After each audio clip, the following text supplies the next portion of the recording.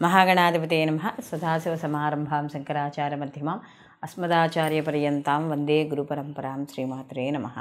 ప్రేక్షకులందరికీ స్వాగతం.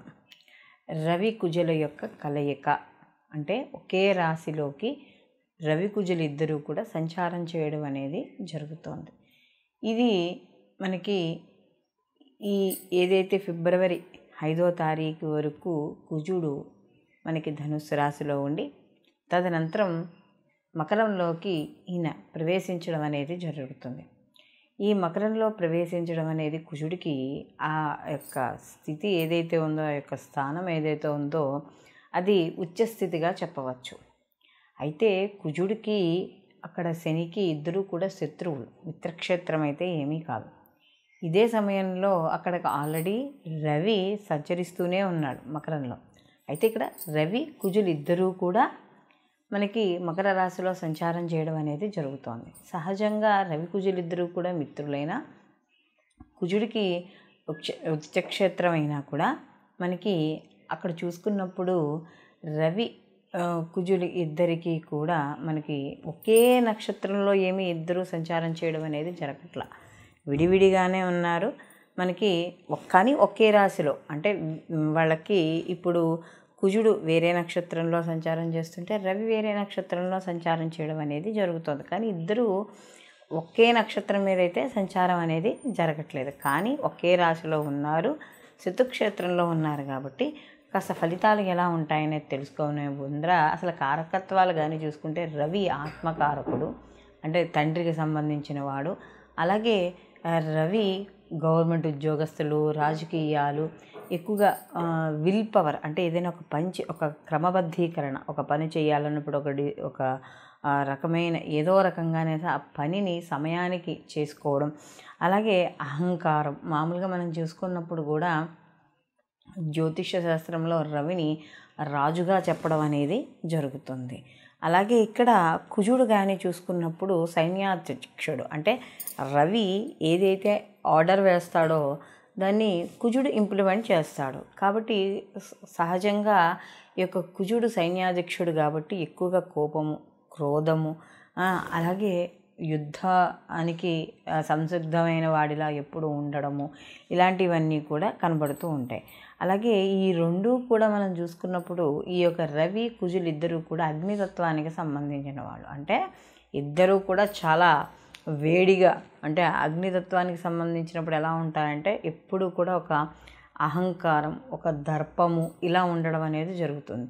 అలాంటి గ్రహాలు రెండు కూడా ఇక్కడ మనకి ఏమవుతున్నాయి అంటే ఈ యొక్క మకర రాశిలో సంచారం అనేది జరుగుతుంది. కాబట్టి మనకి ఈ సహజంగా ఈ రవి కుజులు ఇద్దరూ కూడా కలిసినప్పుడు ఎలా ఉంటుంది అంటే కుజుడు భూకారకుడు, అలాగే రవి అగ్నితత్వానికి సంబంధించిన వాడు, గవర్నమెంట్, రాజకీయాలు ఇలాంటివి. కాబట్టి ఎక్కువగా యుద్ధాలు, యాక్సిడెంట్లు, అగ్ని ప్రమాదాలు లేదా భూకంపాలు ఇలాంటివన్నీ కూడా జరిగే అవకాశం అనేది ఎక్కువగా కనపడుతుంది. అంటే అలాంటి ఛాయలు కాస్త ఎక్కువగా కనిపిస్తాయి. కాబట్టి ఈ సమయంలో అంటే ఈ కుజురవులు ఇద్దరు ఏదైతే ఉన్నారో ఈ నిడివి ఈ 8 రోజులు, అంటే ఇంచుమించు మనకి ఈ ఫిబ్రవరి 6వ తారీఖు నుండి మనకి ఫిబ్రవరి 14వ తారీఖు వరకు ఈ యొక్క వీళ్ళు ఏదైతే నిడివి ఉందో ఈ సమయంలో ఎటువంటి ఫలితాలు ఉంటాయి ఈ యొక్క ద్వాదశ రాశుల వారికి అనే విషయాన్ని తెలుసుకుందాం.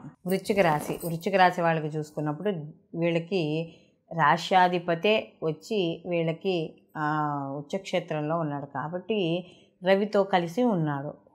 ఇలాంటి విషయాల్లో చూసుకున్నప్పుడు వృశ్చిక రాశి వాళ్ళకి కాస్త ఆర్థికపరమైన విషయాల్లో చాలా అనుకూలంగా ఉండడం, అలాగే ముఖ్యంగా వీళ్ళకి ఏదైనా కొత్తగా గత కొంతకాలంగా ఉద్యోగం లేక బాధపడుతున్నారో, లేకపోతే ఏదైనా ఉద్యోగం కోసం ట్రై చేస్తున్న వాళ్ళందరికీ కూడా వీళ్ళకి పదవీ యోగ్యం అనేది ఎక్కువగా కనబడుతోంది.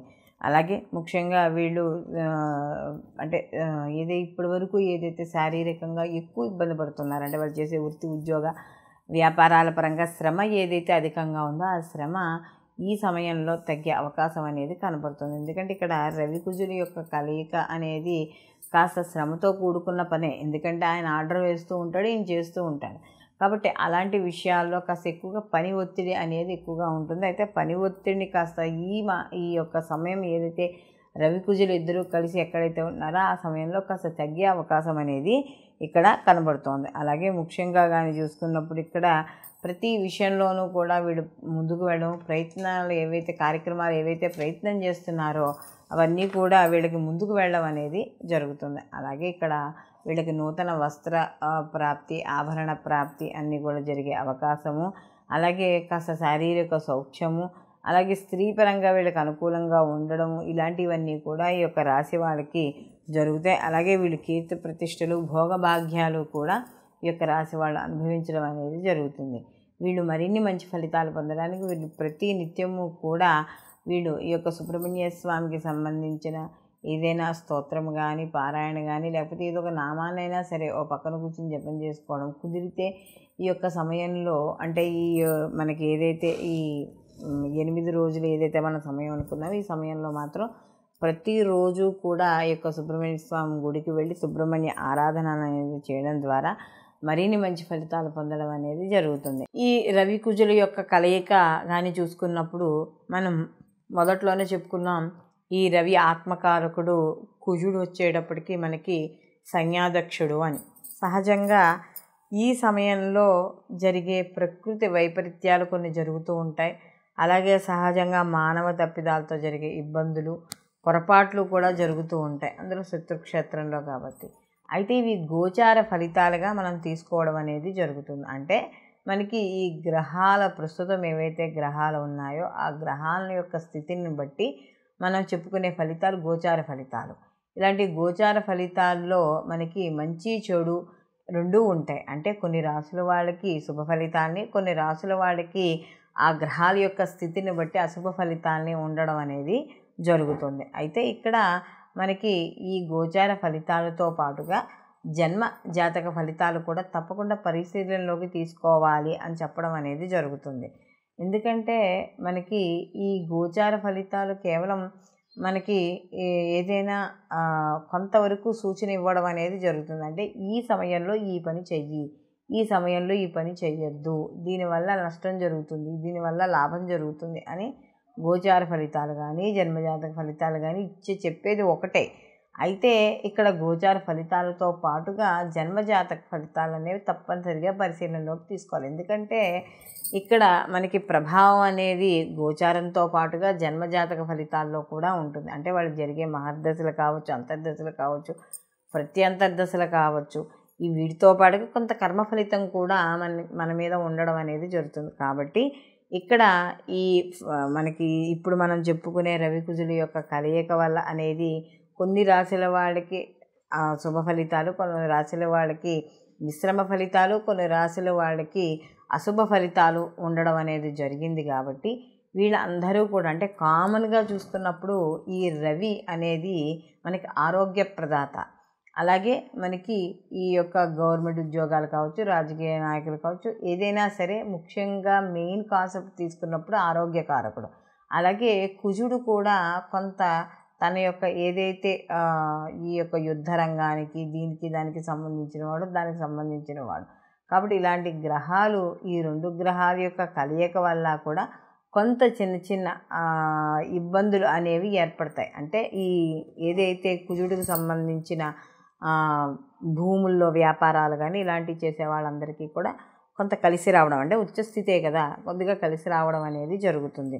కాబట్టి మనము ఈ గోచార ఫలితాలతో పాటు జన్మజాతక ఫలితాలు కూడా అందుకనే పూర్తిగా ఎప్పుడైతే తెలుస్తాయో దాన్ని బట్టి మనకి శుభ ఫలితాలు అంటే ఆ వ్యక్తి జాతకస్తుడు ఎవరైతే ఉన్నాడో ఆ జాతకస్తుడు ఆ సంపూర్ణ ఫలితాన్ని పొందడం.